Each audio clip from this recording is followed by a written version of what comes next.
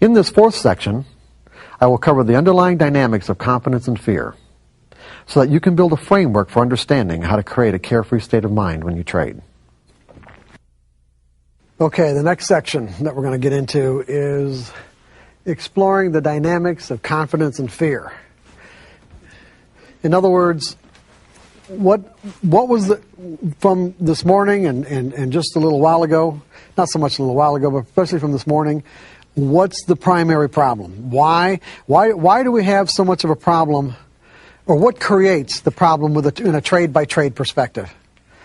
In other words, if I'm looking at the market, if my technical indicator gives me a signal to buy right now, okay, if I'm not predefining my risk, if I'm hesitating, if I'm jumping the gun, if I put my trade on and I want to move my stop, what is it that's going on right now?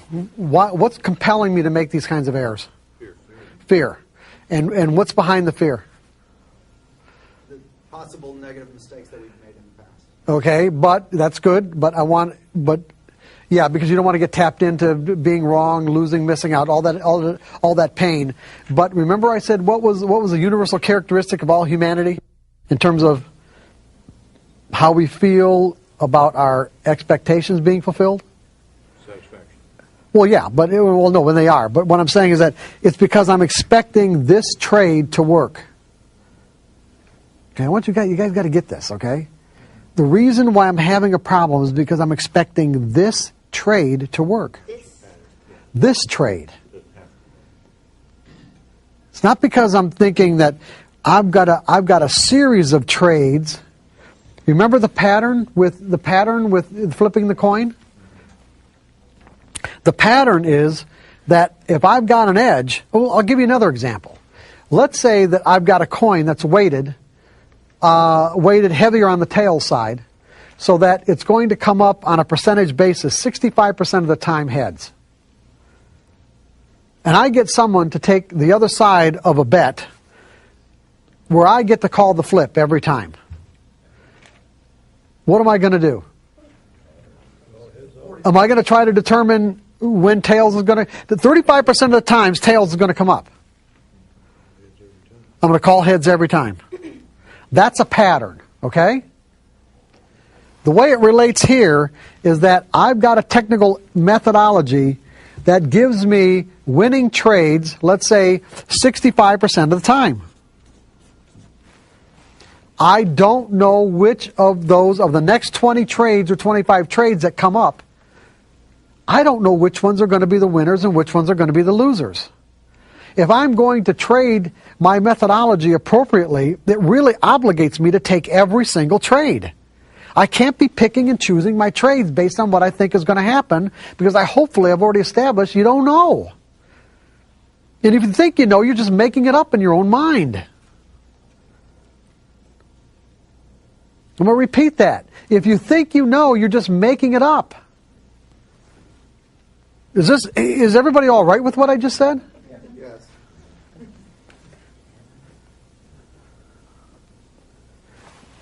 And so it obligates me to take every single trade that comes up, because I don't know which ones are going to be the winners and which ones are going to be the losers. It means that if I'm having problems, it's because I have a certain expectation about this trade, or about this trade, or about this one.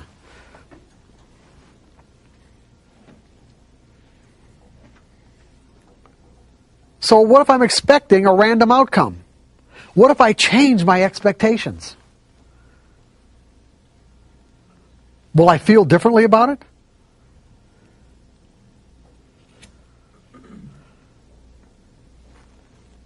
If I change my expectations, will I feel differently about it? Definitely.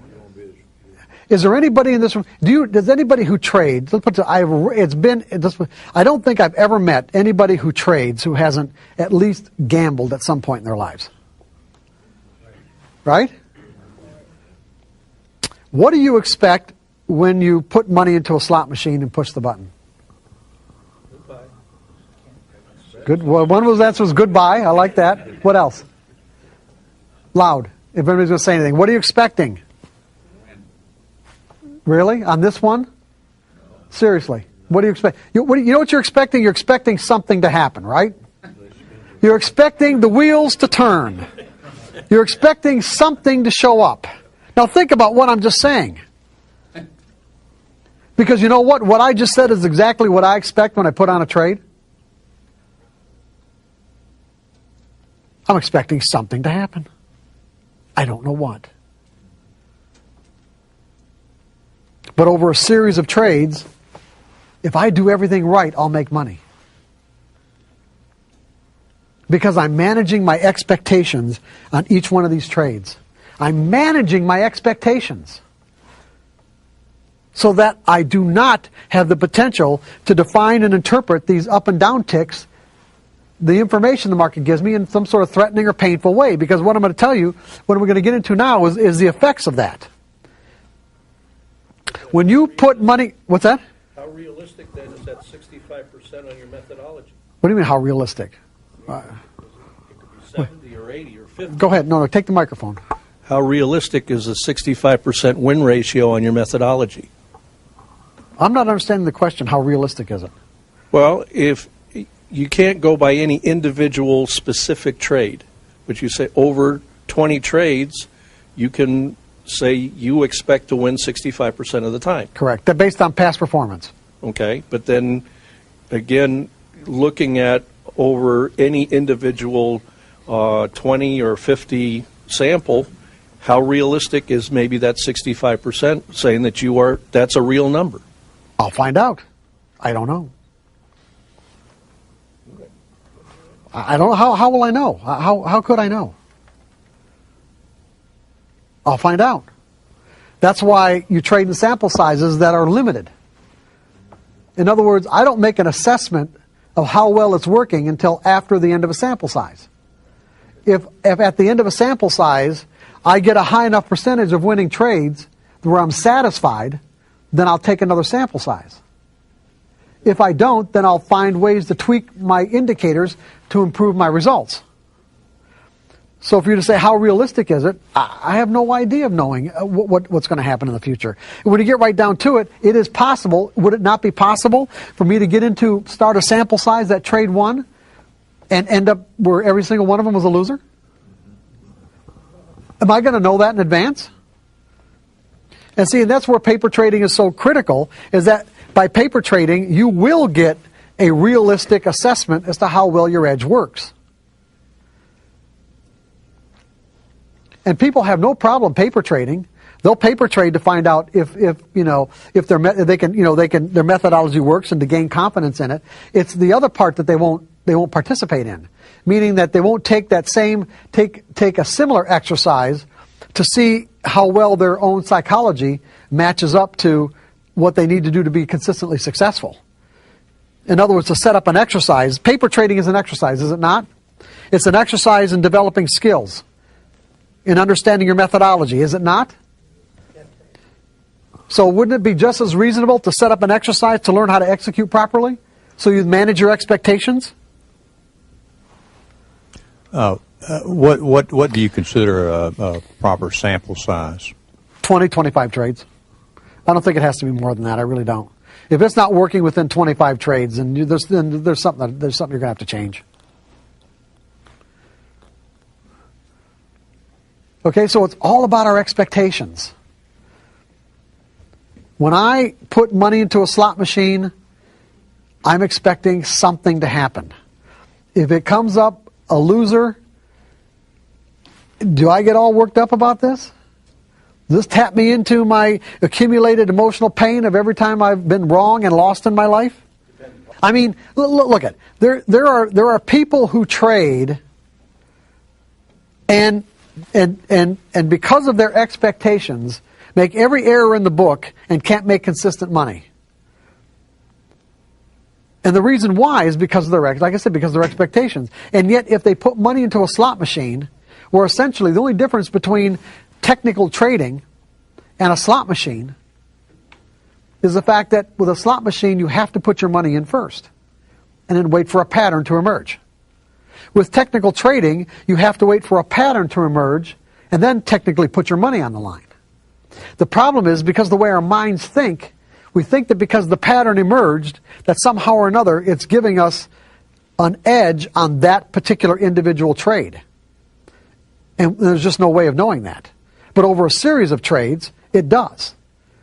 So it's like technical analysis gives the individual the availability of being the casino.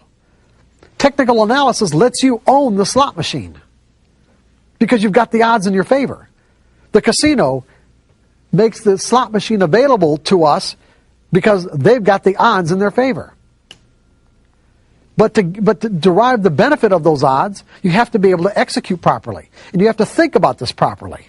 It is just a numbers game based on the odds. That means that you can't put an extraordinary, let's say an extraordinary amount of significance on each individual trade.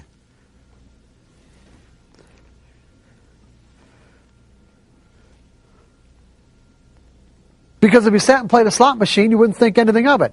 If you played a dollar slot machine and you sat down with the idea that, you know what, I got $100 in my pocket, and you didn't win, you might have, let's say 10 times in a row you didn't win, you're still going to push the button. Because eventually you think, eventually I'm going to hit. Eventually I'm going to hit, so it's all right. You see, it's all right. Same thing here. This trade didn't work. Well, eventually I'll get a winner. This trade didn't work. Eventually I'll get a winner. This trade didn't work. Well, eventually I'll get a winner. Well, I don't know about this next one now. And that's almost always the winner. Now, if it turns out that your methodology has diminished in its, let's say, in its capacity to produce a winning percentage, because the underlying nature of the market is changing in relationship to this fixed formula, then, that's why you trade in smaller sample sizes, or a sample size where you don't lose an inordinate amount of money to find out it's not working. But you do this right, and you're the casino. Regardless of all the dynamic traders, regardless of all this other stuff I'm talking about, it doesn't matter. None of that stuff's important.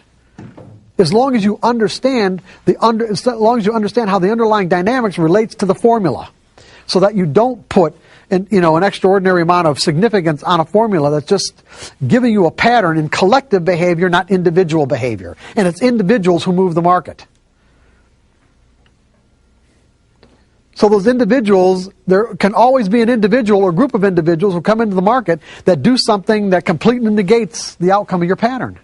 And that's all right, because there's no way to know that in advance. It's all right. When you look at it that way, then you won't get all worked up. Then it's just a random outcome, just like a slot machine. It's just a random outcome.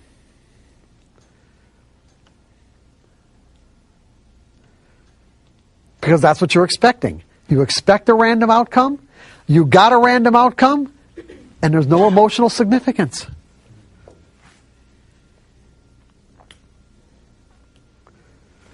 Because here's what happens when you don't look at it this way.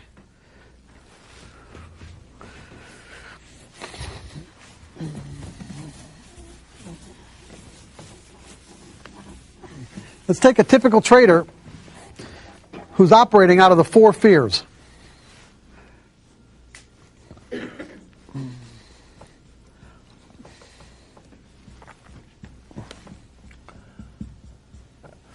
Okay, we got support, we got resistance, we got a nice trading range. The market's coming down to support. Okay? Now, the typical trader operating out of those 4 fears, the fear of being wrong, the fear of losing money, missing out, depending on the intensity of these fears in a given moment, he might have a hard time putting that trade on. Right? He's got a viable pattern. All that happened here is that when the market, he had an imbalance in conviction. Remember, all price movements are a result of an imbalance in conviction. The markets came down to this point right here. There wasn't one person in the world, not one, I'm going to say this, not one person in the world, in the whole world, that would take out the bids to offer this market one tick lower than this price right here. Not one. Okay?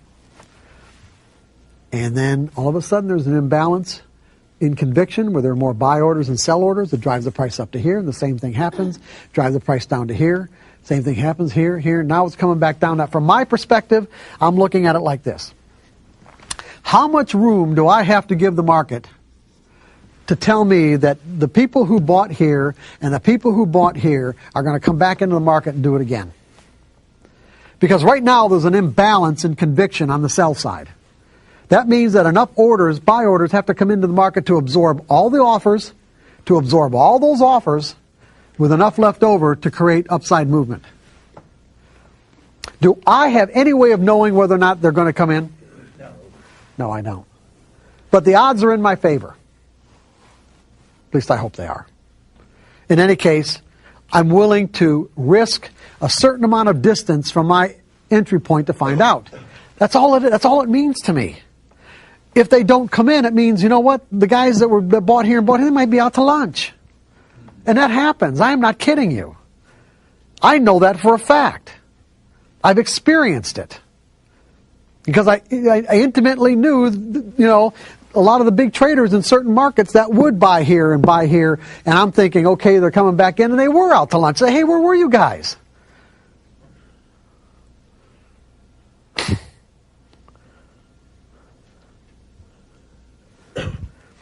But to the typical trader that doesn't think this way, what's going to happen?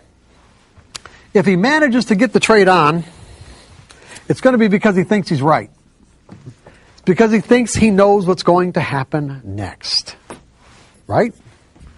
And he's not going to put in a stop, because to predefine his risk, how much money does he have to, how much room and dollar-wise, how much room, distance, of the dollar value of this distance that he has to give the market to tell him that this trade is either working or it's not. Or that to let it go any further isn't worth finding out. That's all it means to me. But he's not going to think that way. He's going to think, by gathering evidence that this trade might not work, he might be talking himself out of taking it. And so by the time he actually manages to get this order in the market and buy somewhere in here, he has convinced himself that he's right. Now remember I said earlier, and I think I just said it once so you might not have gotten it, that fear has an effect on the way we perceive information. When we're in a state of mind of fear, we are perceiving information in a threatening way. In other words, we're having an expectation of pain. And remember I said that to experience emotional pain, there's two kinds of pain: physical pain and emotional pain. Emotional pain requires an interpretation. The up and down ticks that the market offers us are not inherently pleasurable or painful by their nature. There is such a thing as painful information. I mean, painful from the environment's perspective. If someone's hurling insults at you, their intent is to cause you emotional pain. But that doesn't mean you're going to experience the emotional pain unless you interpret it that way. If they're hurling insults at you in a foreign language that you don't have the slightest idea about what they're saying, it may look to you like they're saying something that isn't so nice, but then again, you don't know what the words are, and so what do you feel? Nothing. The interpretations come from our beliefs. The interpretations come from our mental framework. In other words, the pain's already inside of us. All the words are doing is tapping us into it. Once we learn how to manage our interpretations, we can manage the way that we feel.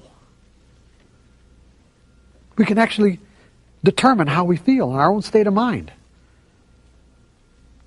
So this trader, he's operating out of a fear of being wrong. So, like I said, he convinces himself that he's right. That's the way he gets the trade on.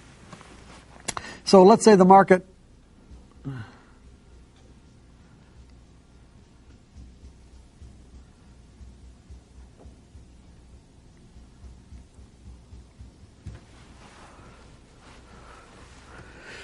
Now, I said that fear causes us to focus on the object of our fear, so that we end up creating the very experience we're trying to avoid. This trader is trying to avoid being wrong. Now, we have self-protective mechanisms. They can work at an unconscious level.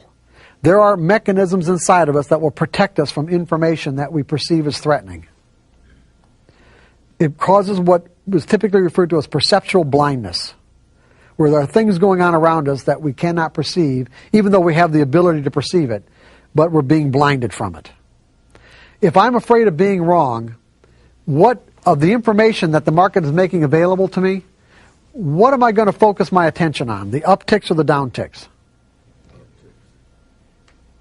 You're right, the upticks, not the downticks. Meaning that what I will do is I will place an inordinate amount of significance.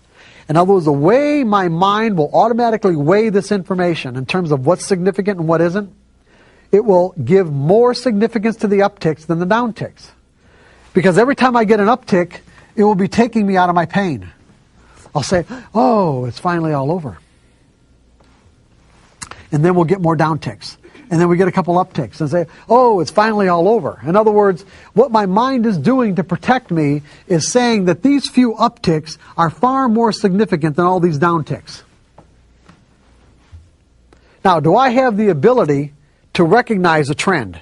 In other words, being able to define and recognize a trend is one of the most fundamental characteristics of learning technical analysis. A trend is a series of higher highs and higher lows, or lower highs and lower lows. But in this moment, am I able to recognize this as a trend? No, because I'm too focused on getting myself out of the pain, which means that I'm focused on these upticks. Now, our traders operating both out of a fear of being wrong and a fear of losing money. Now, what ends up happening is this, is that if this were to represent all the negative energy inside of his mind of what it means to be wrong,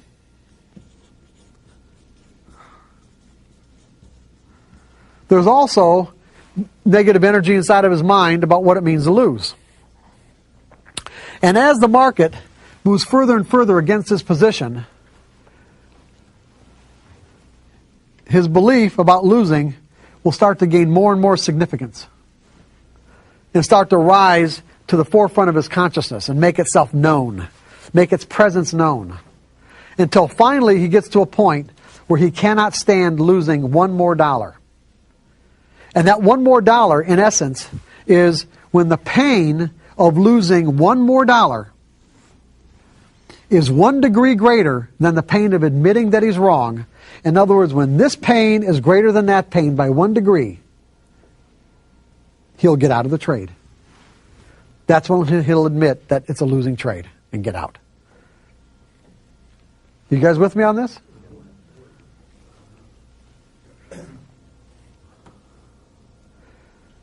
Now, he would say that the market did this to him.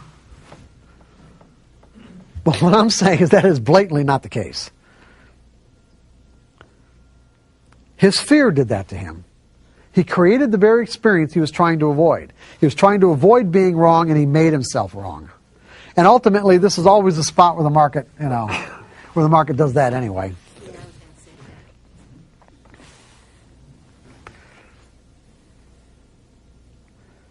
You guys with me on this? Okay, now, this trader gets out of this trade right here. He looks back at this chart pattern, and why didn't I just go short? Why didn't I just go short?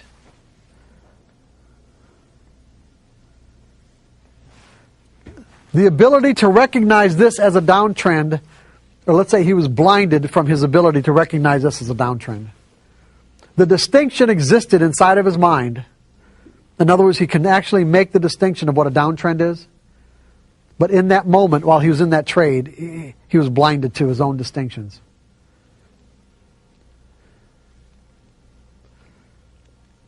Because he was operating out of a trade-by-trade mentality. He was operating out of a trade-by-trade mentality. This trade took on the significance of life or death, just like any other trade that he puts on does. And to be a consistently successful trader, it ain't going to happen if you think that way. The pros don't think that way. Determine your risk. It either works or it doesn't, and go to the next trade. Determine your risk. It works or it doesn't, go to the next trade. That's all it is. That's the whole game.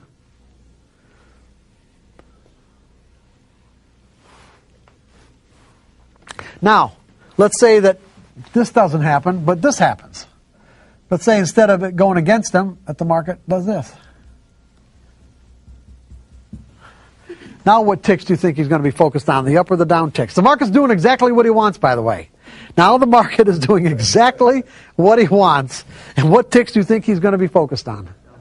The down ticks. And why the down ticks? Because he's been in too many times of trades where the market has taken away his profits. And so he places an inordinate amount of significance on every down tick, and in essence ends up doing what? Leaving money on the table. So what he does is, let's say he gets out right here, so he cuts his profit shorts and lets his losses run.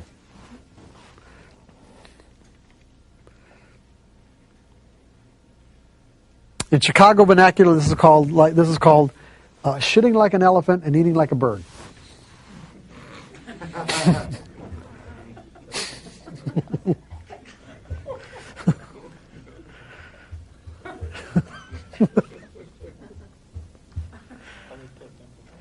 What's that?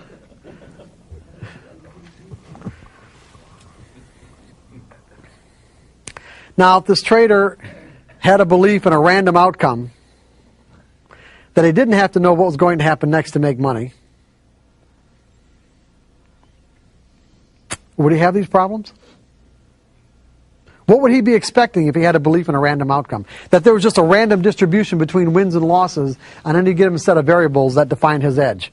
If he believed that, if he believed that it only took one trader somewhere in the world to negate the positive outcome of his edge, if he believed that no matter what reason he thinks he has for putting on that trade, that the reason why it works or it doesn't work will almost never correlate to the actual reason that he conjured up.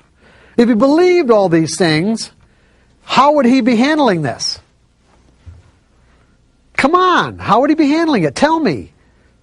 Well, he would have a plan, or in my words, I like to use the word strategy. Okay. When he got into the trade, he's going to say that, okay, when it reaches this level right here, I'm going to get out. If it goes down to this level down here, I'm going to get out. Now, he may have ended up leaving some money on the table, but at least he's going to be in that percentage that he had already predetermined that's going to create him to be a winning percentage of trades.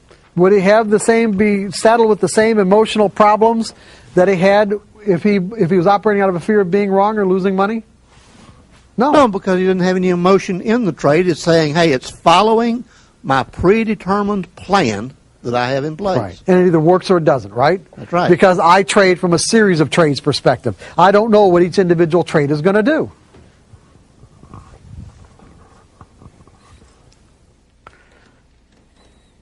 This is the way the pros do it, by the way. This is thinking like a pro. You want to make consistent money, this is what you're going to have to think. Otherwise, you already know what the problems are.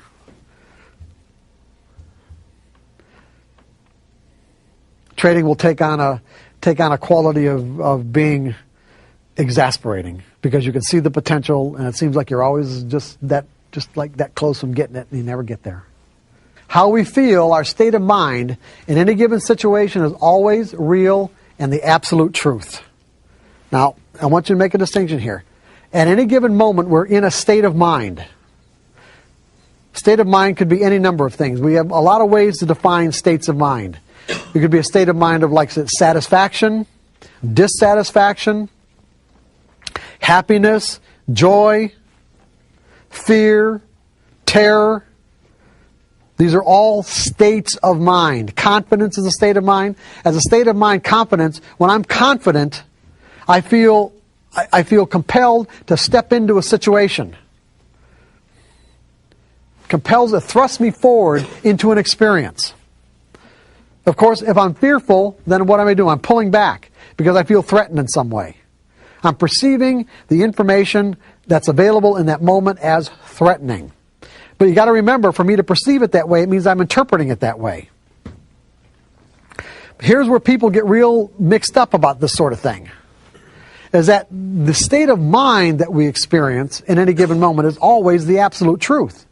You can't deny the fact if I'm feeling fearful right now, then I'm feeling fearful. That's just the way that it is. I'm in that state of mind. The particular interpretation that got me into that state of mind, however, could be completely dysfunctional. You guys with me on this? The interpretation that comes from what we believe could be completely dysfunctional. You see, as passive technical traders, if we believe that somehow or another our methodology is telling us what's going to happen next on any particular trade, the reason why we're having problems is because that is a dysfunctional belief. It was never true.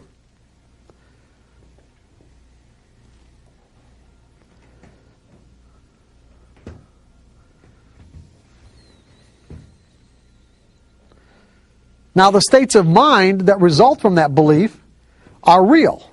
So, for an example, if I put on a trade and it turns out to be a winner, I think that I'm right. And as a result, I feel great.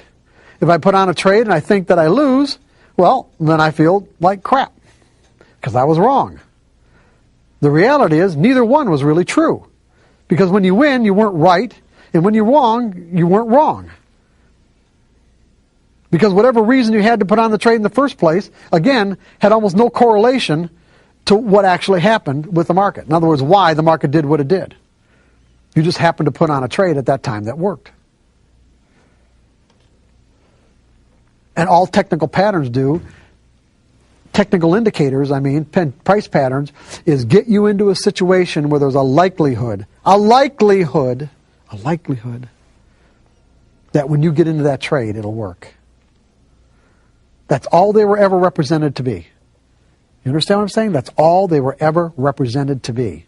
I'm not saying they don't get, screwed up somehow in terms of the way people represent them, but that's all that basically they ever were. It's not on a trade-by-trade basis. Now we're going to get into the last part of it. We're heading down to the home stretch, guys. Heading down to the home stretch. Are we all right up to this point? As far as anybody have any questions about fear and confidence and the relationships that we're talking about? That what we're talking about is the fact that we've got to, if we want to think like a pro so that we can experience the kind of results that the pros get, which are consistent, it means that we have to change our perspective from trade by trade to series of trades. Does anybody have any questions about that and why that's essential?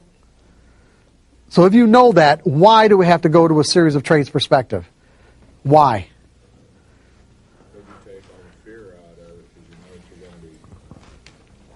Well, hold on one second, sir. You're taking all the fear out of it, and you know that through a series you'll be right more of the time than you will be wrong. And you take all the fear out of it and just work on that basis without any emotion. Correct. And why isn't there any emotion? Give me specifically why you think there's no emotion. Well, you're doing it out of more of a mathematical concept and not, I think it's going to do this. You're taking it's either going to be right or it's going to be wrong, and you either walk away or stay in it. I want you to use the words expectations in your answer. Okay?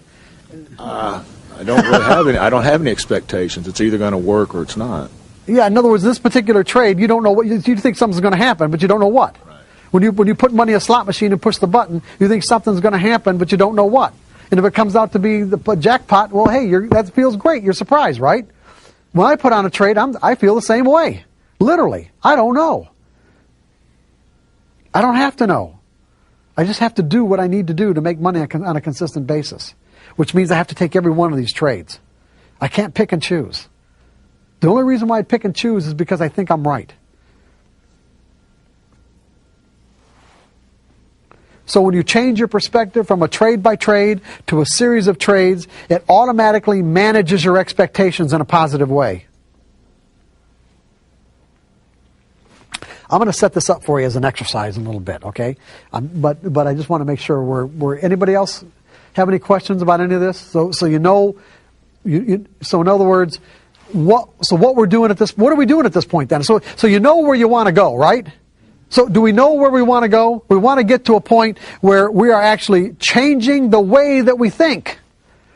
When you walked in here this morning, you didn't think like a pro, did you? Now you have some idea of what it means to think like a pro, right? Come on, yes or no? Come on, guys, give me some response. Okay. How are we going to get there? Now we might understand it. How are we going to get there? Well, the paper trading, yeah, sort of, but I'm not saying you just have the answers. I'm saying we got to have a way to get there, right? We have to have a series of steps to be able to get to this particular mindset, because what we're really talking about here is we're talking about changing the way that we think. Now, that can have some profound implications, right?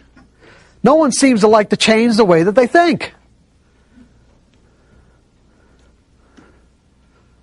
Most traders have to go through the process. Remember this morning, the common thread between all traders who end up, being really successful is that they end up having to lose one or more fortunes of what they defined as a fortune to get to that point. It's because the process of losing caused them to change the way that they think about trading. Now, do you want to do this the hard way, or do you want to do it the easy way? Easy way. Okay, I'm getting some response here. Good. The easy way, right. We want to do it the easy way. So this is what this is all about now. This is what the last part of the workshop is about. It's about doing it the easy way. Hard knocks. What's that? Hard knocks. Right, there you go. How do we change?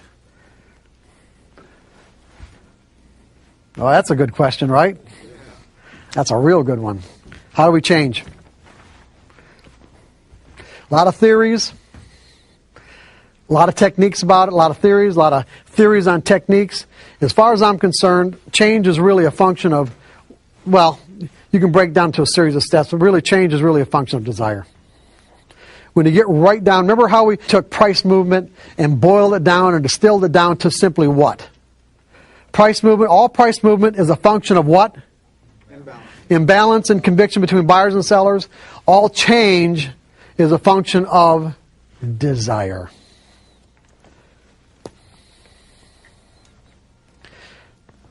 If the desire is there, you'll find a way to facilitate the change.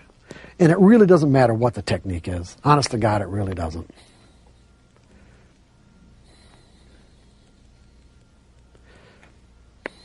I'll give you an example right here.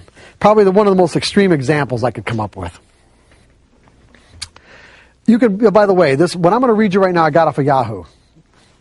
And you can go Google this kid and find out more about him yourself, okay? But as I read this to you, keep in mind how this kid accomplished this. Because the scientists that investigate this, they don't know. They can't figure it out. To me, it's easy. The kid's desire was so intense that he managed to find a way.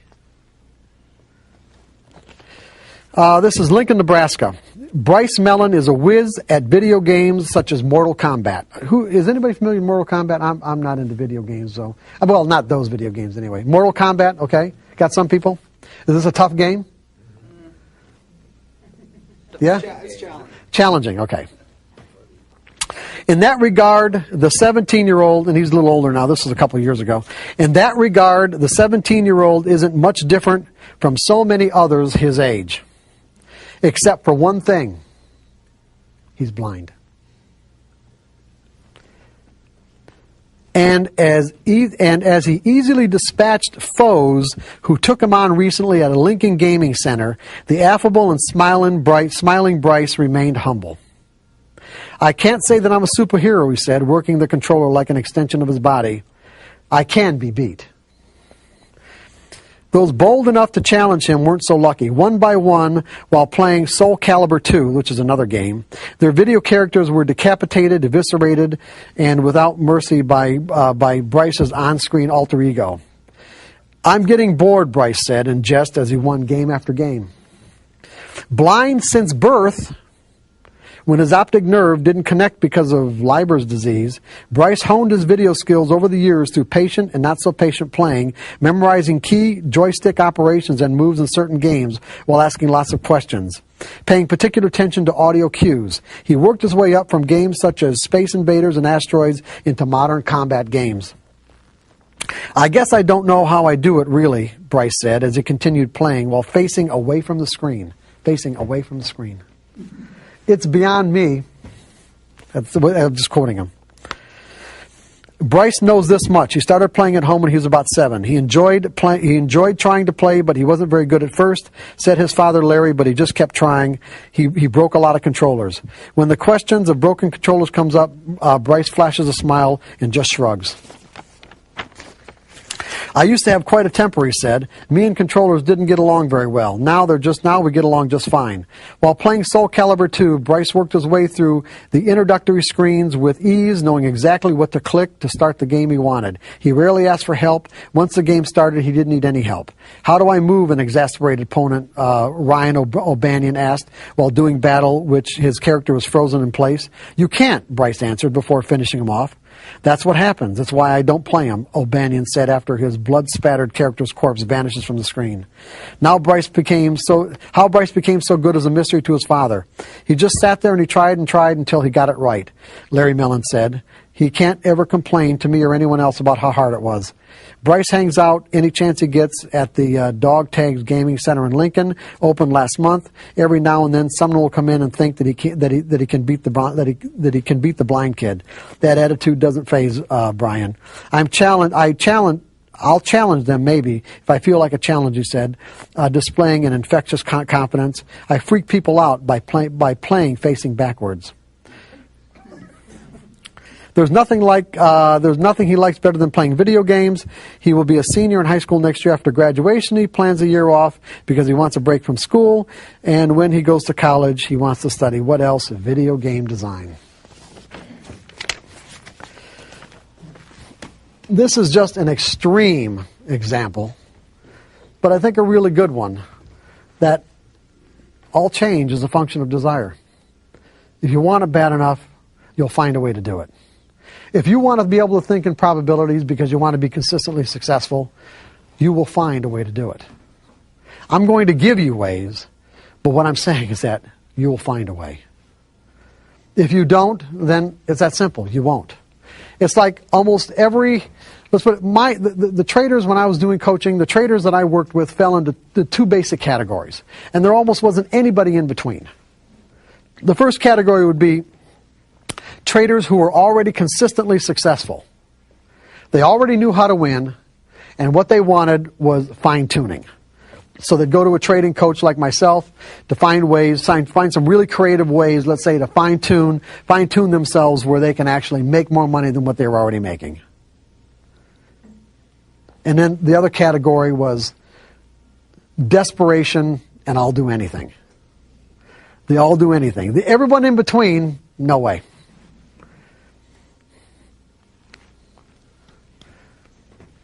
And even the all do anything wasn't always sincere. Sometimes it was just lip service.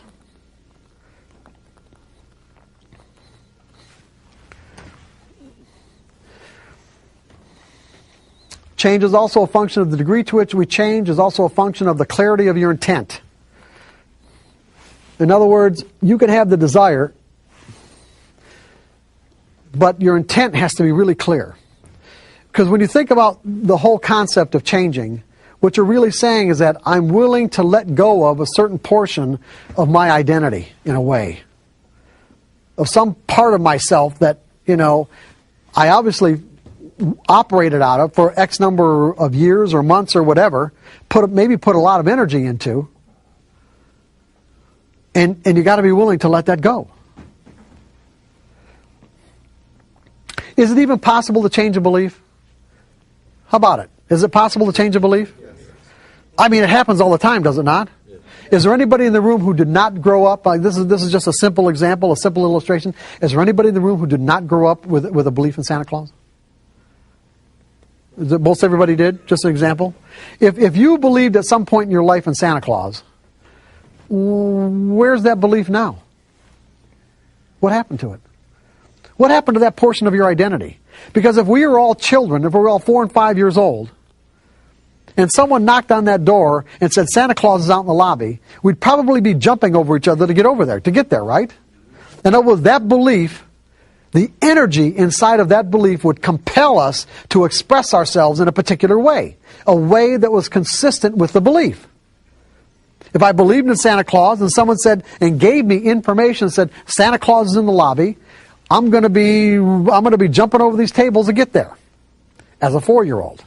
Now, as an adult, someone knocked on the door and said Santa Claus is in the lobby. I'm sure I'd just ignore him. Where did my belief in Santa Claus go? What happened to it?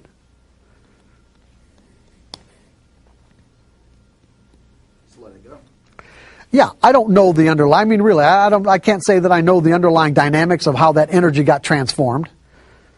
But I can say it doesn't exist inside of my mental environment any longer in a way that would compel me to express myself like I did believe in Santa Claus. In other words, there's no more energy there. I can remember when I did believe it. I can say to myself, yeah, there's something, or maybe even something there even now, but not enough for me to go running out into the lobby. You can say before you walked in here that you might have had a real strong belief that whatever you used to determine your edge gave you that edge on a trade-by-trade basis. In other words, I wouldn't be putting on this trade if I didn't think I was right. Now you can say to yourself, are you willing to let that go? The only way you're going to be willing to let it go, to even generate the desire to let it go, is if you're really clear about your intent.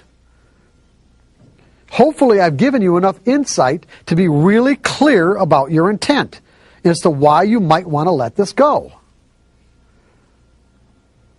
Because it's just going to create frustration. If you like trading on a random basis, then great. Then stay on a trade-by-trade basis.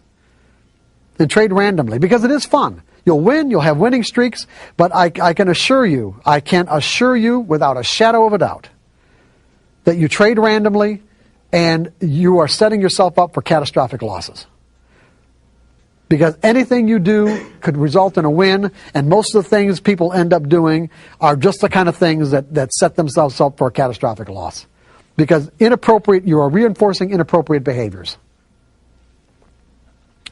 On a trade, when you trade randomly on a trade-by-trade basis, you are reinforcing inappropriate behaviors. Those inappropriate behaviors, namely, are not predefining your risk is the biggest one. You get into a trade, you don't predefine your risk, and you win. You're going to do it again. You're going to do it again until you get hit with a huge loss.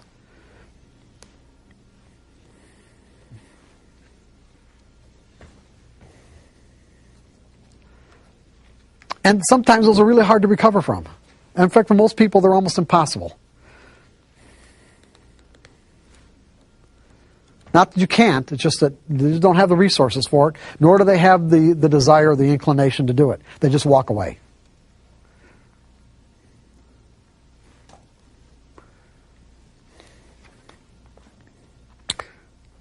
Are you relatively clear about why you would want to do this? Why you'd want to go from a trade-by-trade to a series of trades perspective?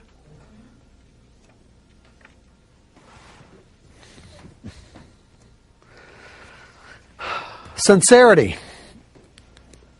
See, you need the desire, you need the clarity, and you need the sincerity. It can't be lip service.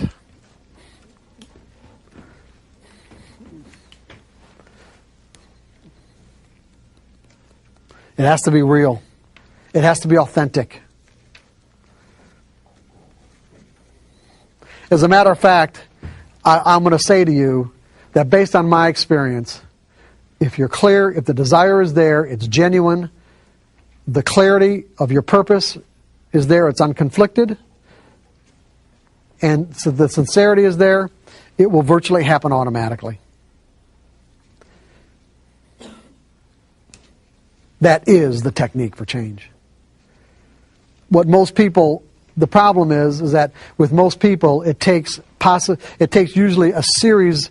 Let's say it takes using various techniques that are available, that have been created and thought up, that over a period of years, they finally get to the point where they have the real desire, they have the clarity, and the real sincerity is there. And once all those are in place, the change happens automatically. And they would think that it happened over a period of years using techniques. But the reality is it just clicked into that, just finally the whole thing clicked into that one point where it's all there like the straw that broke the camel's back.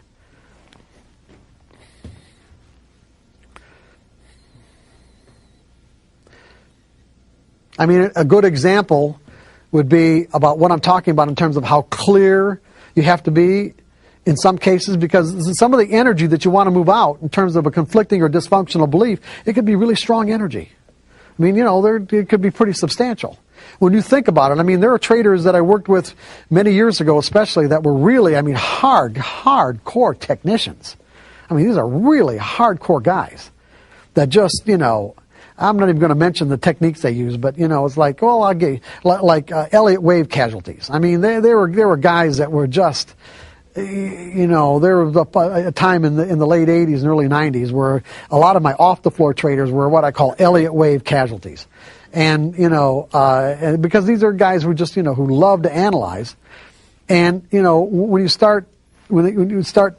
start understanding the difference between analysis and execution and also the underlying dynamics of the market, it's like they had to get to a point where the realization that they'd spent 10 years or 8 years and thousands or tens of thousands of dollars on analysis and workshops and seminars when none of it was, or very little of it was really necessary. I mean, they had to reconcile all that stuff, and that wasn't an easy thing to do. That wasn't an easy thing to let go of. It wasn't an easy thing to say, okay, it was all right.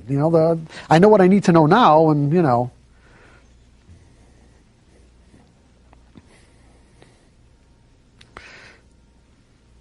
But how do you know what real clarity of intent is? Imagine yourself being held underwater. Imagine yourself being held underwater. And as your air starts to run out, second by second, it gets to the point where you believe that if you don't get a breath of air right now, you're going to drown. That is a point at which every fiber of your mental being is aligned 100% with your desire for that next breath of air. There's no conflict. There's no hesitation. There isn't anything that argues inside of you for anything else other than that next breath of air.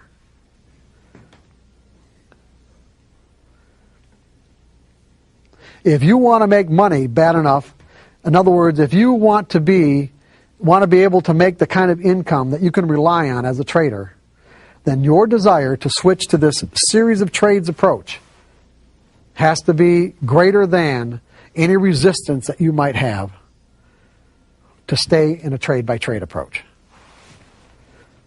Does this make sense? Absolutely. It does.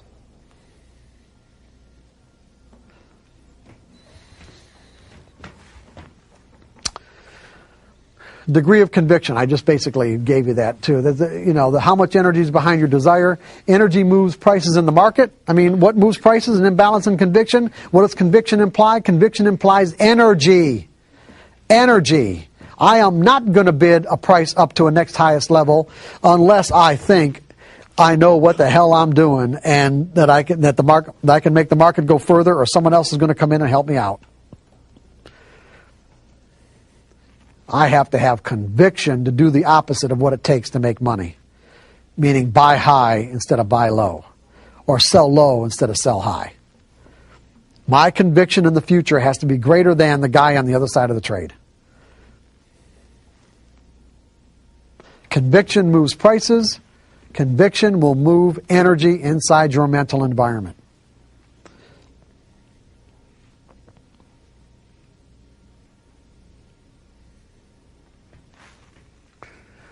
Focused thought will move energy out of dysfunctional beliefs. And that's basically what we're talking about. We're talking about clarity of intent, desire. That is focused thought. You know exactly where you want to go. You want to get to the point where you believe that there's a random distribution between wins and losses, that anything can happen, that you don't need to know what's going to happen next to make money. And that's the big one. I don't need to know what's going to happen next to make money. If you understand the benefits of installing those beliefs inside your mental environment as a core component of your trading personality, then you will find a way to do it. I'm going to give you away, but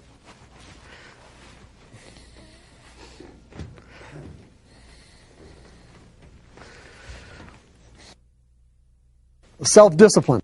Self-discipline I define as simply making a conscious commitment to pay attention to what you are thinking, saying, or doing in relationship to what you're trying to accomplish in any given moment. In other words, if, for an example, I have a goal or a desire or an objective, a desire to transform myself into someone who can think like a professional trader, someone who thinks in a series of trades perspective, someone who believes in the random distribution between wins and losses in my series, and I also know that, I may have any number of conflicting beliefs that I've acquired over the years that say otherwise, that say, even though I'm aware of the benefits of this, there's all these other beliefs that say this isn't true. This is not who I am. This is who I am right here. He seems to be making a lot of sense up here, but you know something? This is who I am. You want to transform yourself into someone who thinks this. You can use self-discipline as a technique, which is simply my objective is to think in a series of trades perspective, start monitoring your thoughts, your words, or your actions to see that they're consistent with what it is that you want to accomplish. And then simply purposefully refocus when you find out that you're saying, doing, or thinking something that's opposite or not consistent with what you desire. And just constantly refocus. Eventually you'll get to the point where you are that person. A real good example of employing self-discipline is back in the late 70s, I decided I want to become a runner. And I can't tell you why. Because I don't remember the reason why. I just got it in my brain that I wanted to do it. Now, back when I was a kid, in high school and college, I was very active, played a lot of sports. But from that point on, my lifestyle was such that I ended up becoming somewhat of a slug. And I say a slug, just, I watched a lot of, my primary vocation other than working was watching TV. And so when I decided that, I wanted to become a runner, what did I do? I went out and ran. And I found out that I couldn't. I say I couldn't, I literally couldn't. I was shocked and astounded as to how out of shape I was. I couldn't even run 2 blocks. And so, I went out the next day and only could run 2 blocks again. I thought, oh my God. And then I didn't run again for probably 6 months. And so when I ran again, I at least had enough desire to compel me to run more than a couple of days. And I found something out is that I was amazed at how fast your body adapts and improves. And so that gave me a lot of encouragement because, I ran a couple of times and I ran the 3rd and 4th time and it's like I ran so much further like the 4th, 3rd or 4th time. I'm thinking that gave me a lot of encouragement to think, okay, I can do this. And so I set this goal for myself that this was like in May, I don't remember, in May of 1979 or 1978. I really don't remember. Anyway, but I set this goal for myself that I wanted to be able to run 5 miles by the end of the summer. And at the time, it seemed insurmountable. It really did. It didn't seem like it was even remotely possible to me, but that was my goal. And so I went out and, being kind of a methodical person, I went out and I bought a journal, a running journal, and a stopwatch, and of course the running shoes and all this kind of good stuff. And so set out to just start running, and immediately ran into a set of obstacles, and those obstacles had to do with like it wasn't a part of my identity because every time I said, okay, I'm going to go and go running, okay, I'm going to go run. Well, what do you think happened? All these conflicting and competing thoughts flooded my brain like, okay, it's too hot, it's too cold, I ran 3 or 4 days ago, nobody I know, none of my friends are doing this, it might rain, and the biggest one, of course, was, I'll go after this program. And of course, I never went. So I would say that out of all the times that when I said I want to run, I would say that I managed to actually get my shoes on and get out the door maybe 30% of the time. Okay? But that 30% of the time, I was improving, okay? And I was actually getting further and further and getting encouraged.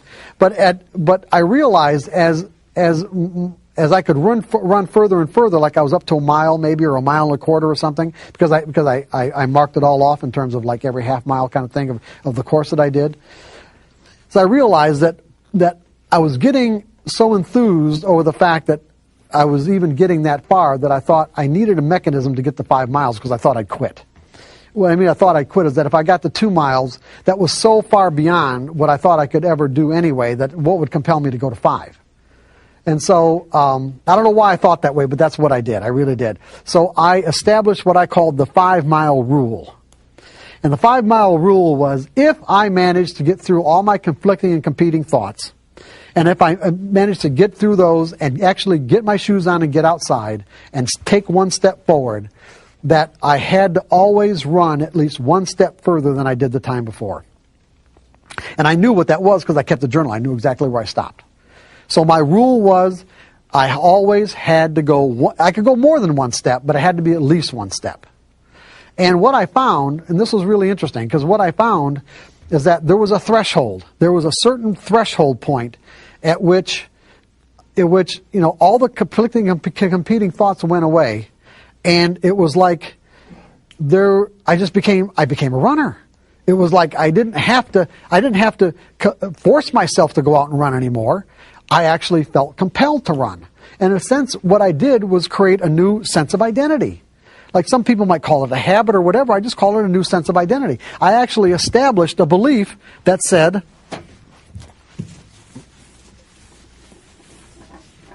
I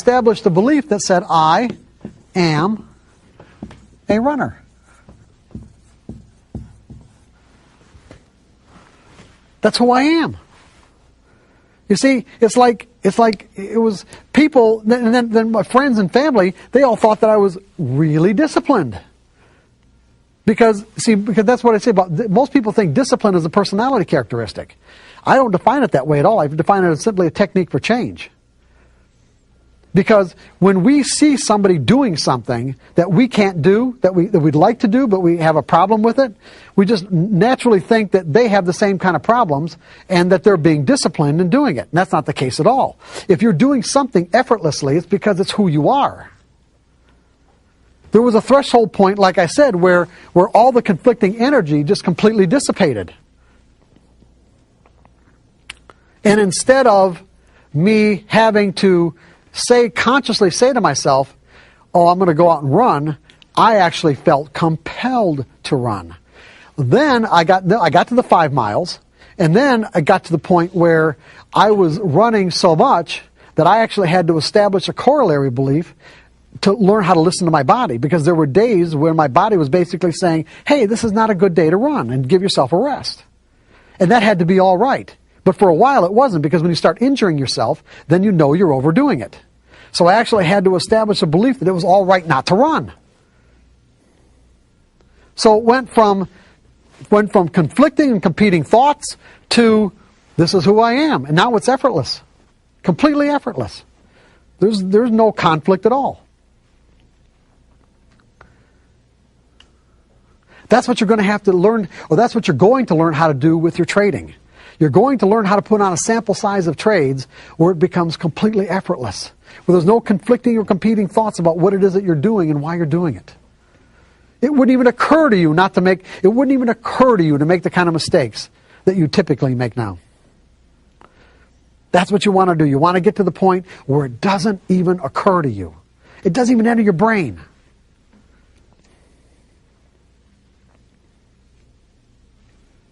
Does everybody understand that example?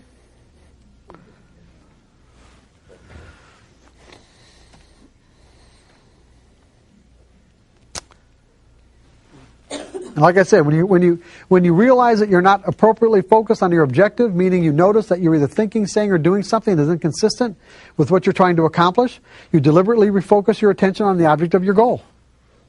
Just do the best you can. Okay, so basically, like I said, this whole section, this last section, is giving you steps and techniques for evolving into a professional trader's mindset. So what you want to do is you want to resolve. In other words, say to yourself, my desire is to be a certain way so that I can make a consistent income from my trading, something I can rely on. So I resolve to stop analyzing or trying to figure out if the current opportunity put on a trade is going to work. Resolve to stop doing that. And when you find yourself doing it, consciously refocus your thoughts that analyzing is not beneficial in any way. As a passive technical trader, you are dependent on the behavior of the traders to make your trade a winner, and you are using a mathematical formula or price pattern to predict what they will do. Math formulas or price patterns don't know the intentions, objectives, or reasons why the individual traders who are capable of moving prices behave the way they do. As a result, you will almost never know the real reason why any particular trade worked or not. There's nothing to analyze. There's just nothing to analyze. Nothing. There was back when I was in commercial casualty sales, there was a sales course that I bought by Zig Ziglar. Everybody know who Zig Ziglar is? Okay. And there was a part of this sales course where Zig Ziglar was talking about the exact right moment to ask a closing question to close a sale. And he said he's trying to get people to understand when that right moment is. And when you know where you're at that right moment, Zig Ziglar paused and there was silence. And then he screamed, "Shut up!" He screamed out much louder than that. "Shut up." The first person who talks loses. In other words, when you ask that closing question as a salesman, shut up and don't say a word, because if he said the first one who talks loses, and that was the truth. That worked. I found when I felt compelled to talk before he did, I didn't get the sale. And when I was able to keep my mouth shut and let them talk first, I did. What I'm saying to you is that when you get a signal from your methodology, stop thinking! There's nothing to think about. There's nothing to think about.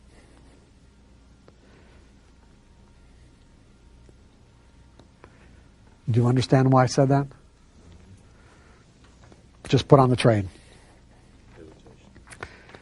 There's absolutely nothing to think about. Just put the trade on.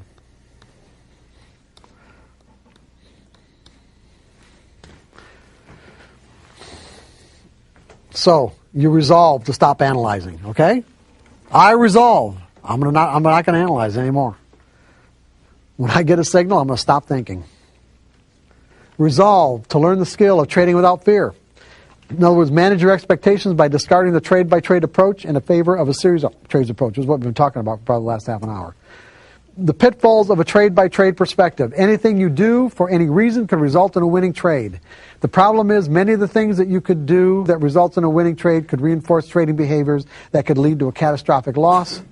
Losing streaks can easily cause one's attitude to deteriorate into a negative spiral when you trade in a trade-by-trade perspective. From a trade-by-trade perspective, you are making a choice to pick what you think is an edge out of all the other possible trades you could have picked. In essence, you are saying, I am picking this trade because I think it's going to work.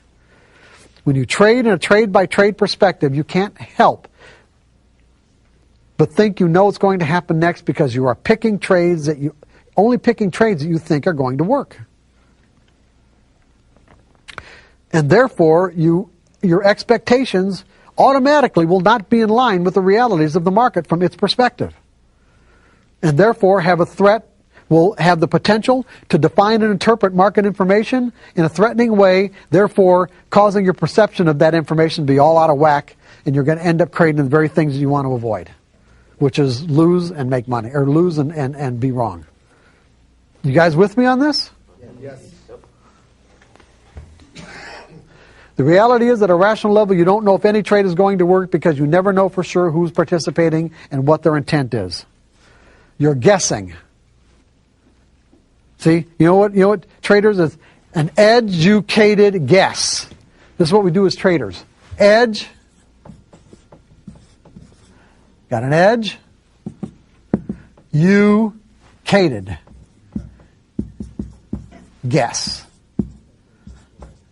That means probabilities. You're making an educated guess. You've got the probabilities in your favor. That's all we're doing here.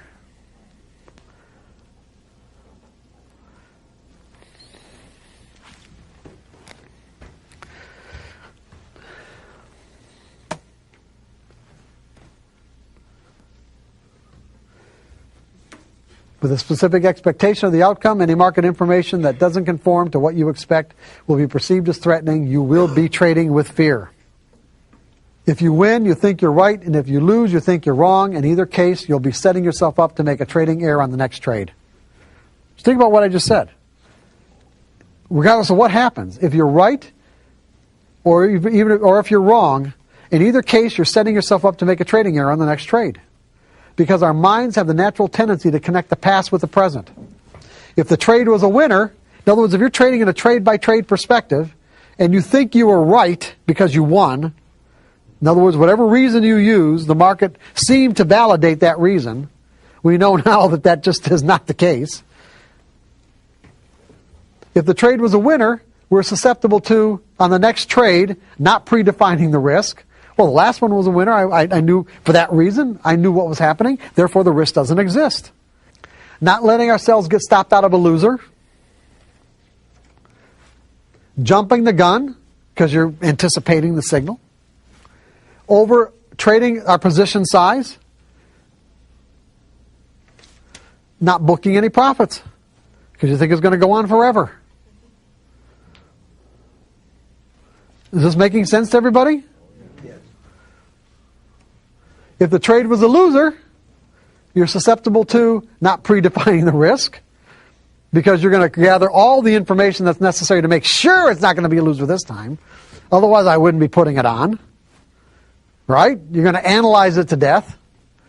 You're going to hesitate, get in late, or not get in at all. Take profits too soon, or revenge trading by not booking any profits. In other words, whatever the market's given you ain't enough. I got to have more. The last trade was a loser. I got to have more.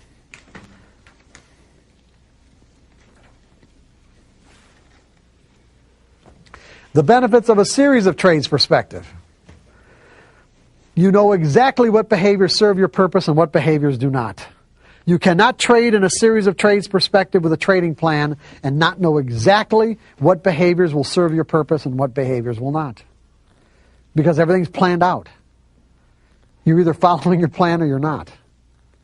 But the point is, everything is planned. You are not picking individual trades, therefore, no one trade has any more or any less significance than the other. The next trade, this trade, they're all just trades. None of them have any more or any less significance. You will gain a sense of freedom to flow in and out of your trades without conflict because you are not living or dying on the outcome of any particular trade.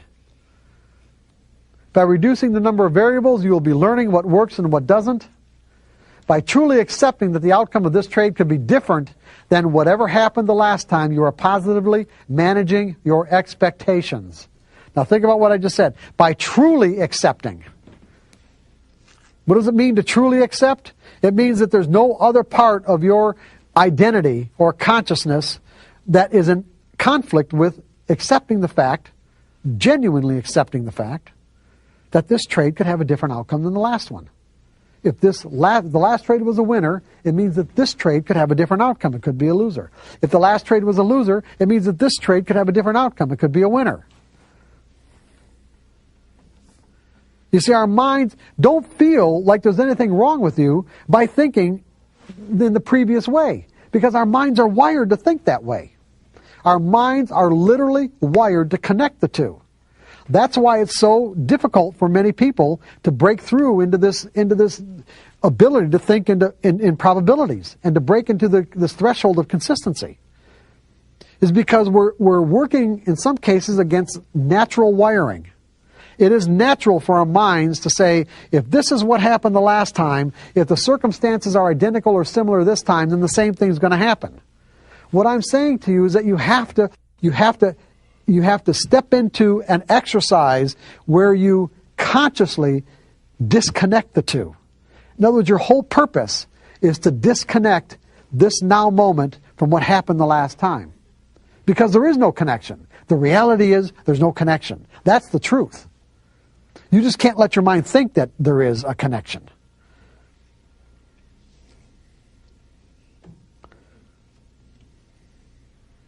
There is no connection between between the outcome of this now moment opportunity with what happened the last time, even though the variables that are getting you into this trade or identifying this opportunity are identical.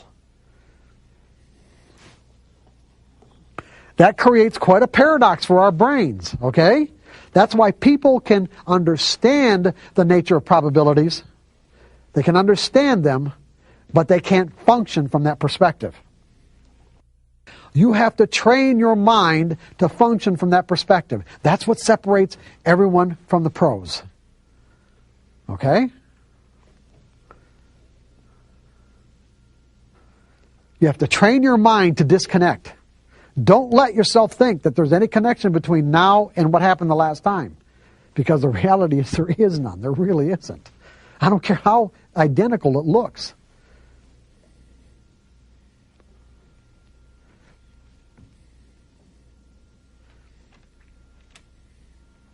You can use the same mathematical formulas and criteria in those formulas that apply to market data and come up with these patterns, but I guarantee you the traders that are operating in the market now are not the same traders, identically at least not the same traders as the ones that operated the last time. Therefore, there's no possible way that there could be a connection between now and then.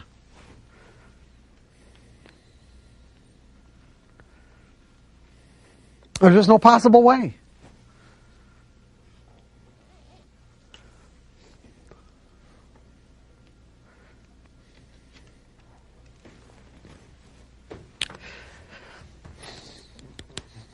When you disconnect, when you make that disconnection, okay, you won't perceive market information as threatening.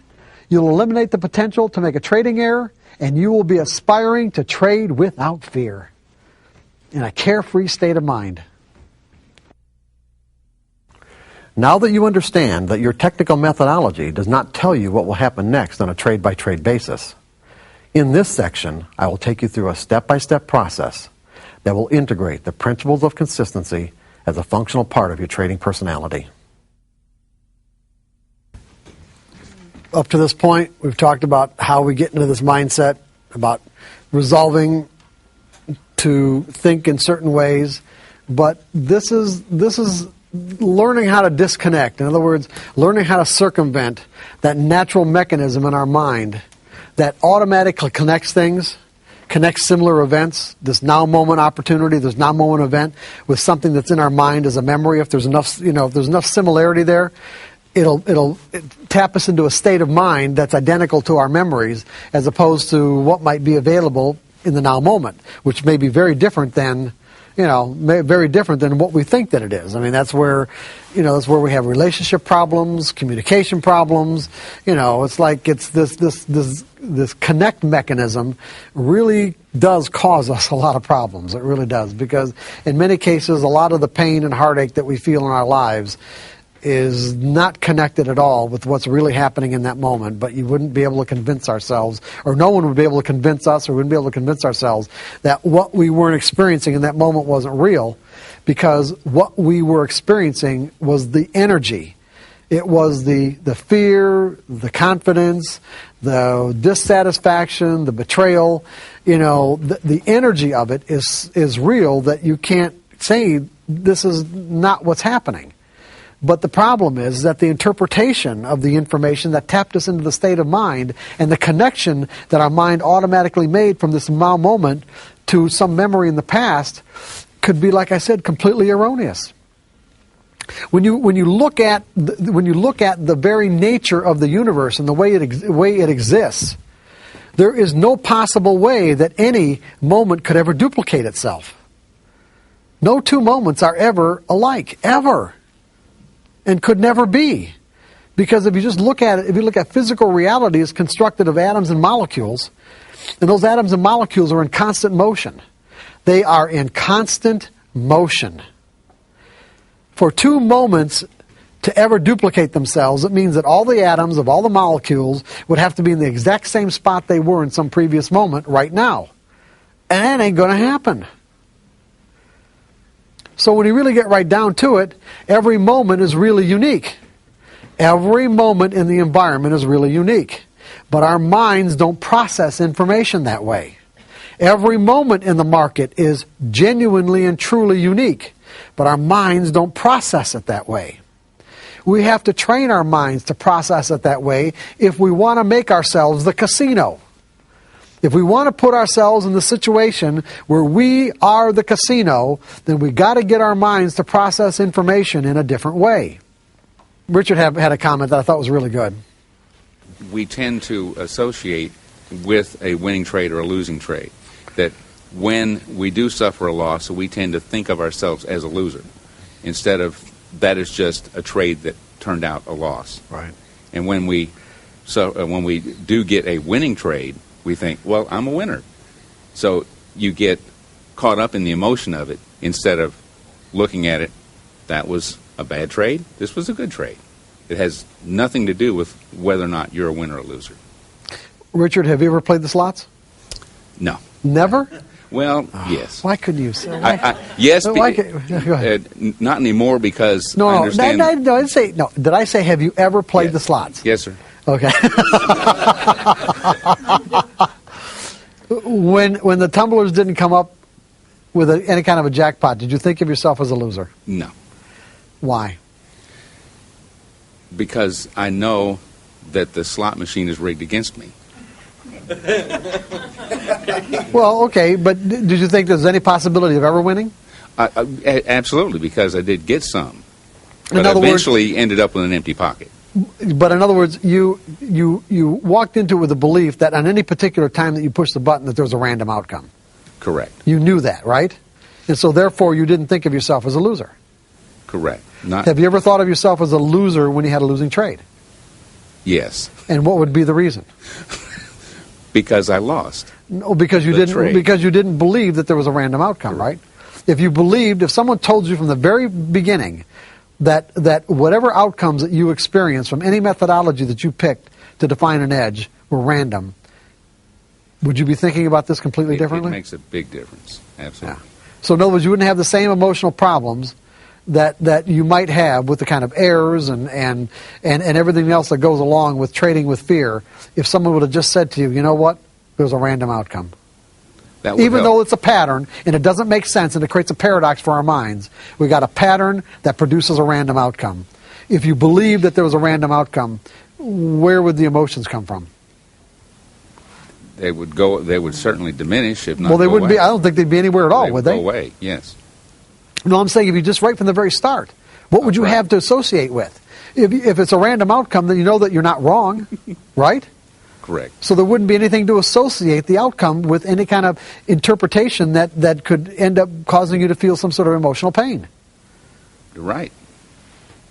All we're trying to do is get to that place now. Even though you've had all this backlog of experience telling you otherwise, that's where we want to get to. How are we going to get there? We're going to create an exercise. Remember the 5-mile rule? Okay, we're going to do the 5-mile rule in a trading exercise. Why are we going to do the exercise? You remember, we have to have clarity of intent. What is our desire? Our desire is to become a consistently successful trader, one where I can generate an income I can rely on. Okay? And so we are going to actually trade for a new reason. We're going to stay focused in the process of trading as opposed to the outcome. The typical trader is obsessed with the outcome of a trade. The professional trader is focused in the process of trading and letting the outcomes take care of themselves.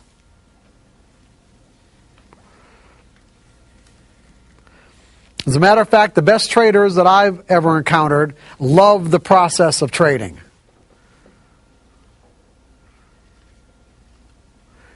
The typical trader, on the other hand, either has no awareness of the actual process of trading or really doesn't like the process of trading, but they're addicted to or obsessed with the outcome.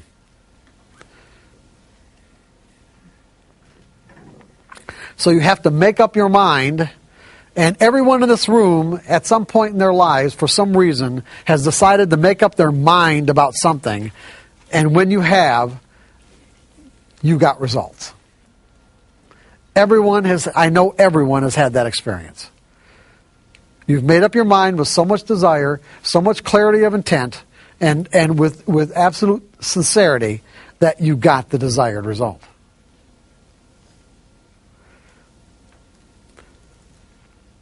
So I'm saying that if you make up your mind to trade for a new reason, the reason is the acquisition of skills as opposed to the outcome or how much money you're making, you will acquire those skills, and then you'll find that the outcomes just take care of themselves. If you've paper traded or tested your methodology to the point where you have confidence that you have something that can generate consistent results, then you can do this exercise. If you haven't, then you're going to have to do that first. You're going to have to plan your trades. In other words, you're going to have to take your methodology and determine a given set of rigid variables, because what we're going to do is set up a trading exercise with just a simple 25 trade or 20 trade sample size. In other words, what you're going to say is that I am willing to invest in the development of these skills, the skill of learning to trade without fear, learning to think in probabilities. Because when you learn to think in probabilities, the fear will go away. And so what I essentially have to do is convince myself. I have to purposefully step into an experience where I am convinced, where I literally convince myself that these principles are true. Now, they sound true to you. They might resonate as the truth, but you have to keep in mind that you might have a backlog of any number of experiences that would support beliefs that would argue otherwise. Because I could say to you that if I set up or you set up an exercise where you said, okay, I've got a particular set of variables that when they appear in the market, that is my edge, and that my edge will produce, let's say, even 60% winning trades, and you don't even have to have 60%. You can have 50% and still make consistent money. As long as what you have to risk to find out if it works is, a third or a half of what you normally get when the trade does work in terms of profits. But if we set this exercise up so that there's no wiggle room, there is no wiggle room. What I mean by wiggle room is that the variables, the criteria that you use are absolutely rigid, black and white. They're either present or they are not. That's the only decision you have to make. In other words, if you do it in terms of lights, whatever lights you're going to use, whatever time frame, the lights you're going to use in whatever time frame, they are either on or they're not. And if they're on, you are obligated to take the trade. And what you're going to say to yourself is that in this whatever criteria or plan that you set up is, I am not going to take just the next trade. I am going to take the next 20 trades.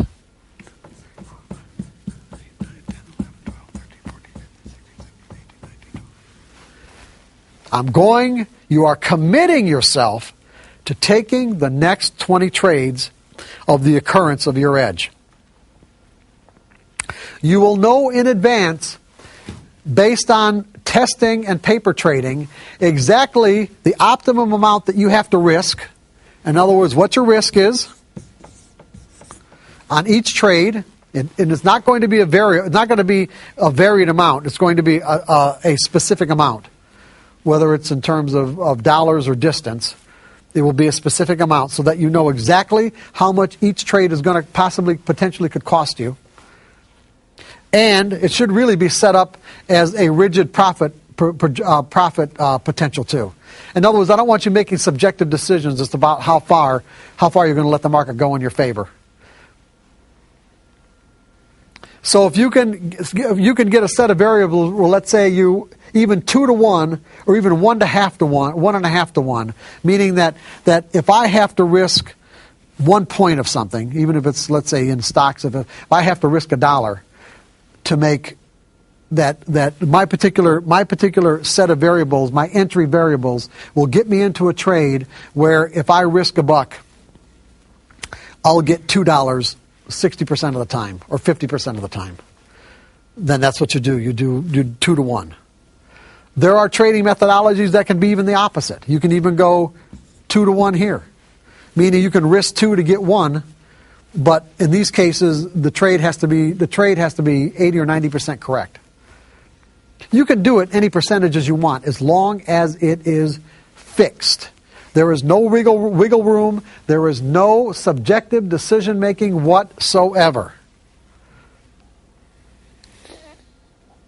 Am I really clear about this? There is no subjective decision making whatsoever. Go ahead. The big things in expectancy or in trading with risk-reward ratio is you don't know which trade is going to be the winning trade. Correct. And typically you try to let your winning trade get stopped out on your winning trades. But what you're saying to us for this exercise is that we take a fixed stop. I understand the fixed risk, but a fixed, essential profit stop. You know what? If you can set it up as a trailing stop, if you can set your trailing stops up where you're not making any kind of subjective decision, you can do that too. So it doesn't matter as long as it's defined. If you're sophisticated enough to do that, then yes. Okay. Most traders in these situations are not. That's why I make it real easy.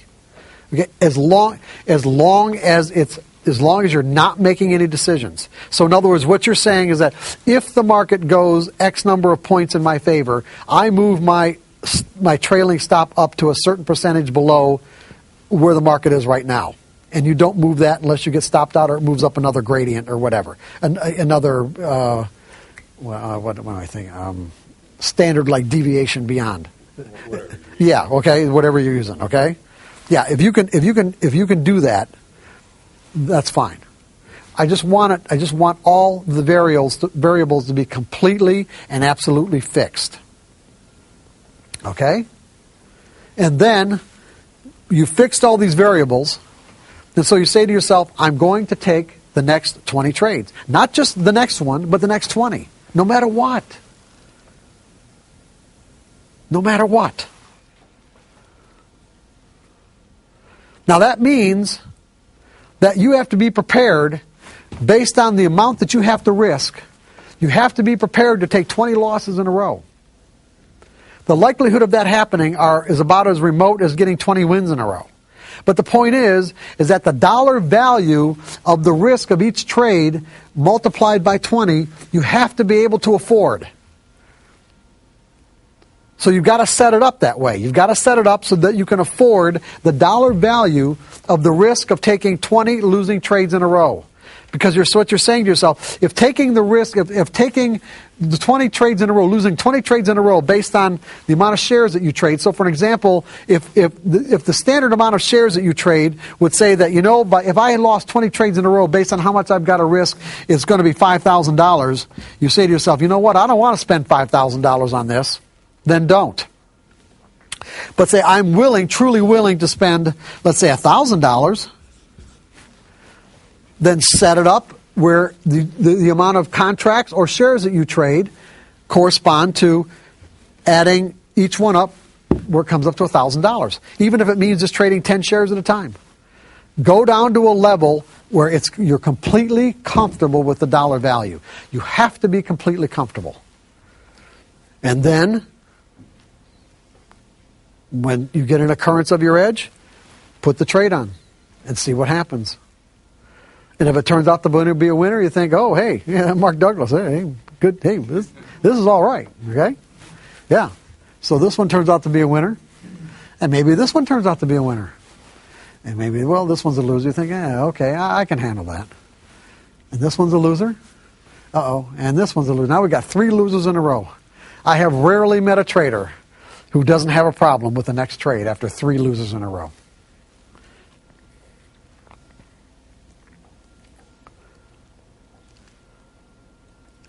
You made the commitment to take every single trade. When the next one comes up and your mind is screaming, no, it's a loser.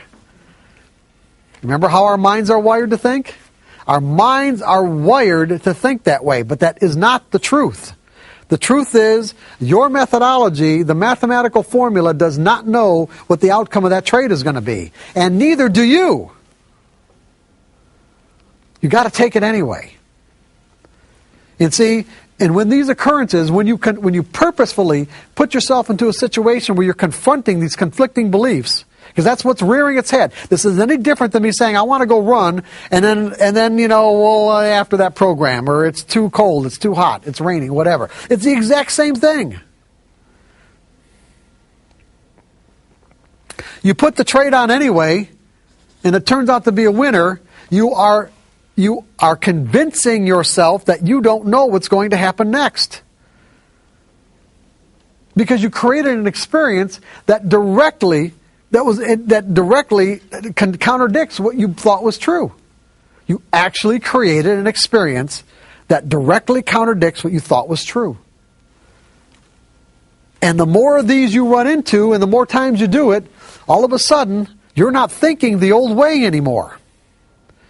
You are truly and genuinely learning how to think in probabilities. You are integrating thinking in probabilities as a core part of your trading personality. You may understand the nature of probabilities, but now you're being able to function from a probabilistic perspective. Because what you're going to do is you're going to do this exercise until you can do it flawlessly. You are going to do this exercise, and you do the first one, and if you don't execute your trades completely flawlessly, then do it again. Now, at the end of a sample size, if you don't like the outcome, if you don't like the results, meaning the amount of money that you made, or even lost for that matter, because that's possible, you don't like the bottom line, you can tweak your variables. You just can't do it in the middle of a sample size. If you want to change your variables at the end of a sample size, you're free to do it. You cannot do it in the middle of one. Cannot. Absolutely cannot.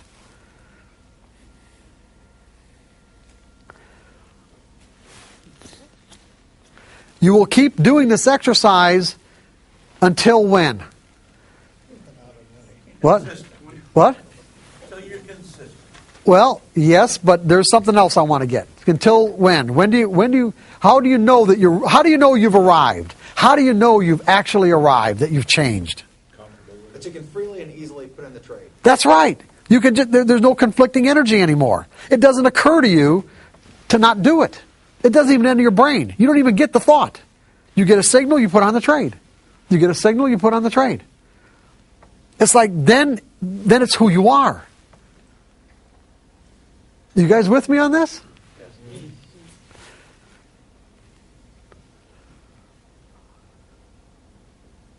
You managed to actually work through all that conflicting energy, and you've changed. You're a different person. Because the competing and conflicting thoughts don't even enter your consciousness. They're not there anymore. Because it's not who you are anymore.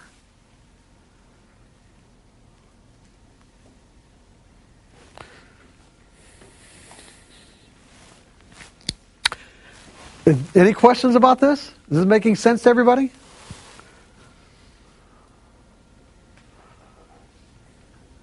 If you're really sincere about wanting to generate a consistent income, you'll do this exercise.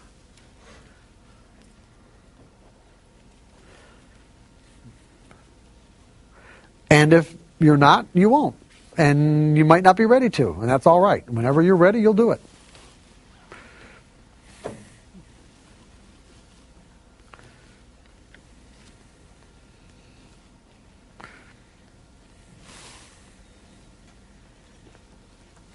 But this will work. This will work. 1 second. Because you are actively stepping into an experience where your desire is to change the way that you think. Instead of avoiding the confrontation, you are actually embracing the confrontation. Big difference. You are embracing the confrontation. Because the more that you embrace it, the faster it dissipates.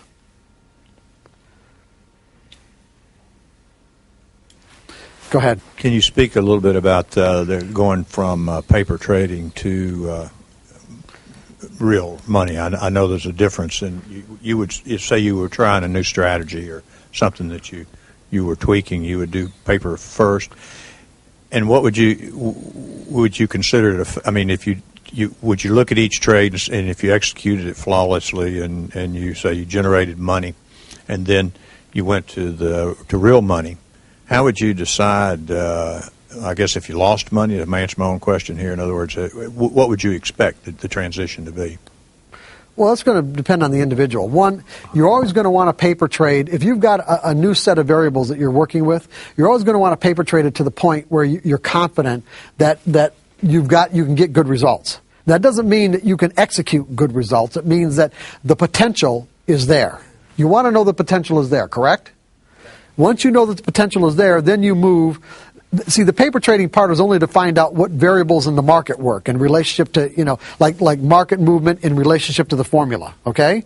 Now we're working on our brain, okay? That's the first step. The second step is that do I think in a way that's consistent that I can extract the maximum potential out of the methodology? That means executing flawlessly. So what you do is you set this exercise up in a way that what'll dictate it is how much you're comfortable with how much you're comfortable with the dollar amount of losing every single trade. That's how you know how to set it up. That's really key. It really is. It means that if you have to trade one share, then if that's all you're comfortable with losing, based on the dollar value of how much you have to risk on each trade. That's based on your analysis, by the way. Then do it. And then when you can execute one share flawlessly over a sample size or one or two sample sizes, then go to 10 shares and see how you do. And if you can't do 10 shares comfortably and flawlessly, go back to 5. You're just building skills. If you get your mind out of the money, out of the outcome part, and focus on building the skills, once those skills are there, you're going to make all the money you want.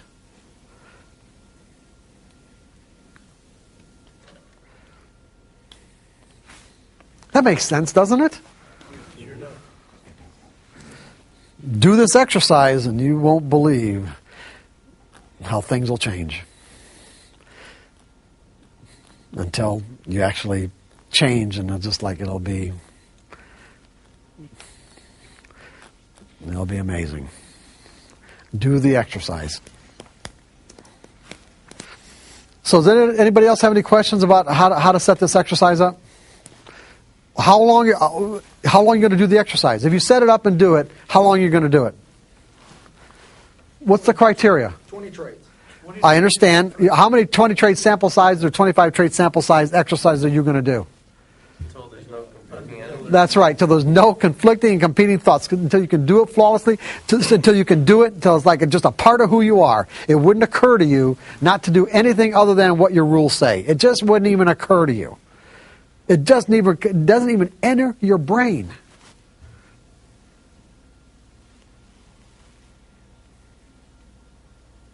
And I guarantee you, at that point, you will be thinking in probabilities. You will be trading without fear. You will be trading from a carefree state of mind. That's the payoff.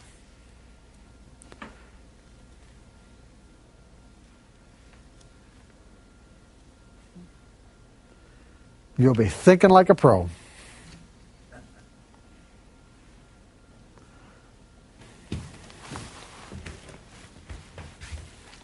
So you want to resolve to focus your efforts on developing specific trading skills, and consistent profits will naturally flow as a byproduct of the mastery of these skills. The most successful traders love the process of trading, whereas a typical trader usually ignores the process because he's obsessively focused on the outcome. On these trades, you keep saying, do the process, and until you do it perfectly, right? What are some of the pitfalls? I mean, when I trade, I don't really think that I'm doing too much wrong. So I'm curious what all can go wrong on a trade other than typing it in wrong. All the things all the errors that I mentioned earlier, like not predefining your. If you're not doing stuff wrong, that's fine. Don't more. Don't add stuff. Yeah, don't make it. Yeah, don't. If you're doing all right, then you're doing fine. Okay. I don't want to give you the impression that there has to be anything more there. It's,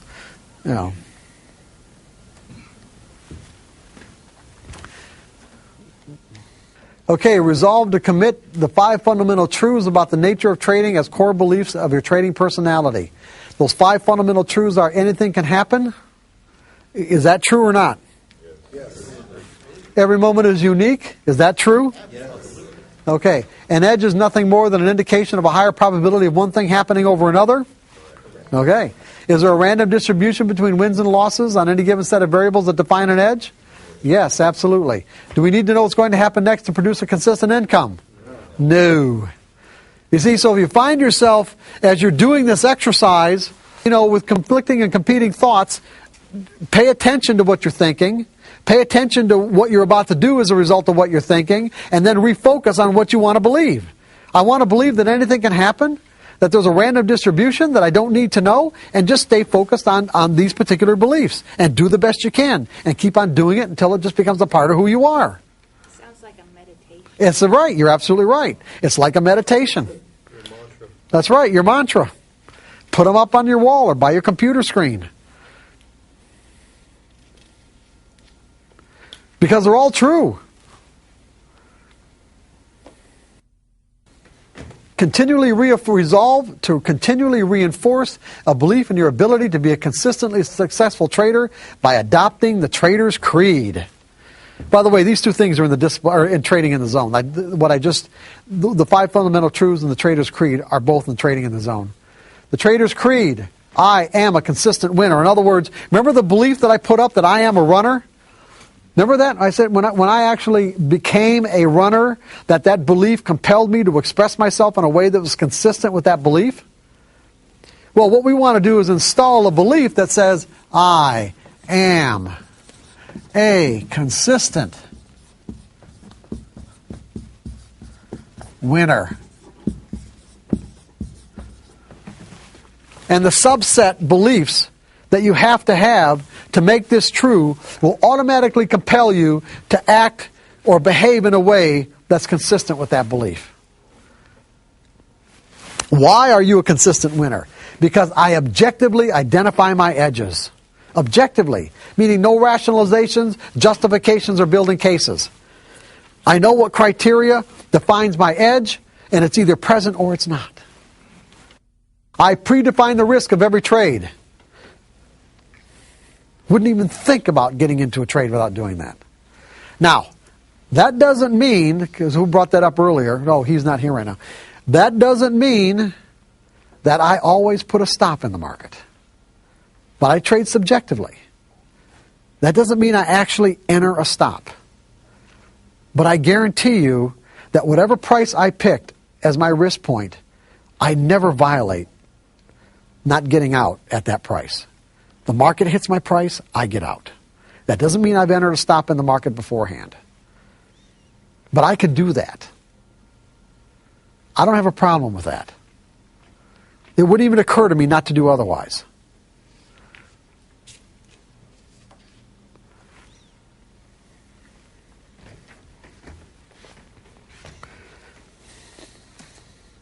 I am a consistent winner because I completely accept the risk, or I'm willing to scale back or let go of the edge.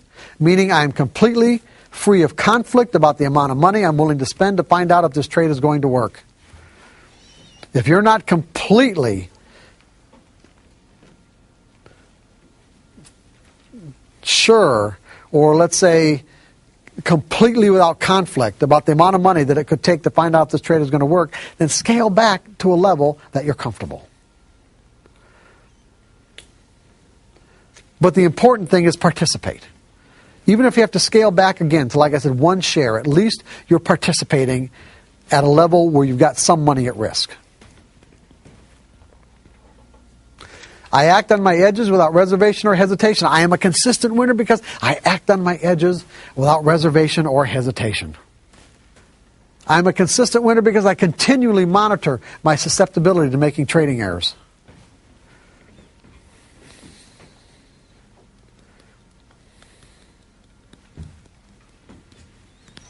And how do I do that? I keep journals.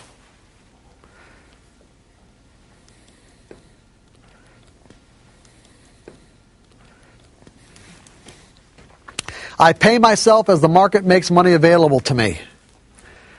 I subscribe to a philosophy of scaling out of positions. I like to divide my position up into fractions and scale out in quarters or thirds.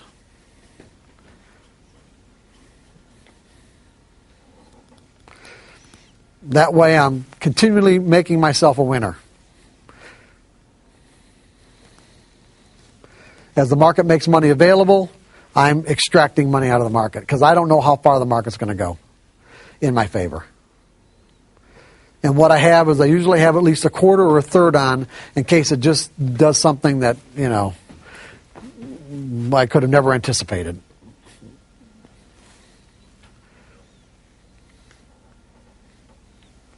And by the time I've got just the last third on or last quarter on anyway, and I've got a trailing stop, or at least a place in my mind where I get out if it retraces back to my not far beyond my entry point anyway. From that point on.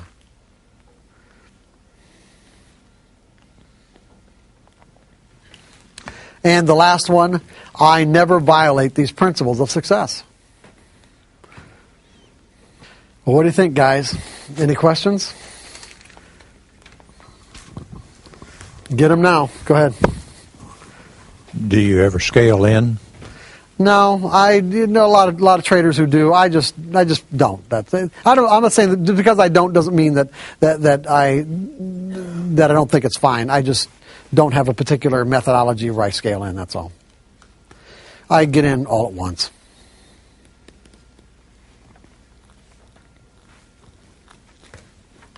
Anything else?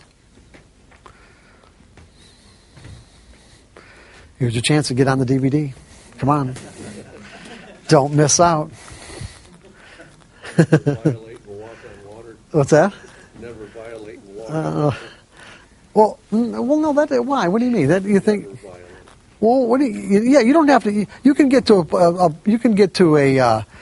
Go ahead. And never violate. The never is it that they said never say never. Well, let's put it this way: you can at least aspire to never violate the principle. Yeah, that's good, but that's a good point. Yeah, you're making a good point. You really are. I appreciate that. You can aspire to never violate these principles of success. Anything else? Let's call it a day then. Let's call it a day.